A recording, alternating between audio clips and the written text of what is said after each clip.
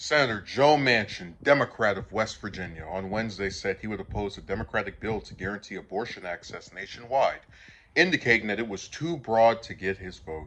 Manchin's decision, which he had kept a tight lid on all week, he was hush hush about it, means the bill will fall short of even getting 50 votes in the Senate, where it will be opposed by Republicans. It would need 60 votes to advance.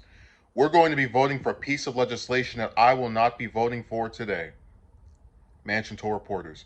But I would vote for a Roe v. Wade codification if it was today. I was hopeful for that, but I found out yesterday in caucus that that wasn't going to be. Manchin added. Manchin was also the only Democrat to vote against the bill earlier this year, but Wednesday's vote comes in the wake of a leaked Supreme Court draft that, if the court's final decision, would strike down Roe v. Wade. The draft decision has supercharged the fight over abortion on Capitol Hill, with Democrats pledging to use it as a key midterm issue.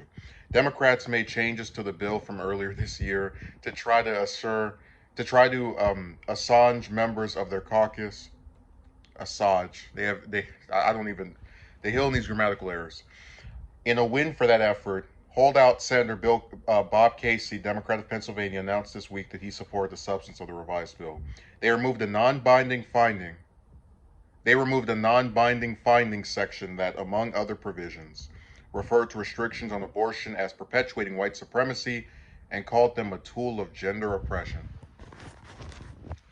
Okay, I get the gender oppression part, but how the hell is putting restrictions on abortion white supremacy? Like, every ethnicity has women that have abortions. Whatever. I don't understand it. Anyways, the revised bill would still prevent governments from limiting a healthcare provider's ability to prescribe certain drugs or from providing immediate abortion services if a delay would risk a patient's health, according to the Congressional Research Service.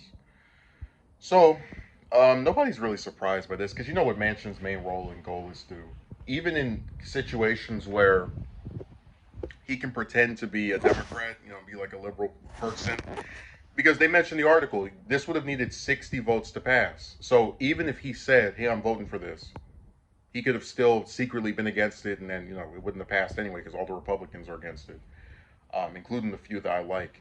So he had to take that extra step to say, I will be the only Democrat who is so damn right wing that I have opposition to an abortion bill. And it's crazy because if you think of milquetoast Democrats, like the really supposed moderate ones, right? Like Klobuchar is good on this issue. Even Sinema, who's been campaigning to be the most right-wing Democratic senator of all time, at least in modern times, with Manchin, even she's for this. But that's what I think is so weird, that Democrats in general, even the ones that aren't that liberal, Pelosi, Schumer, whatever, they're still decent on this particular topic. They still all have a unified view of women should have access to abortions. You don't, and it's you don't really see them having much variance in their position, right, at all.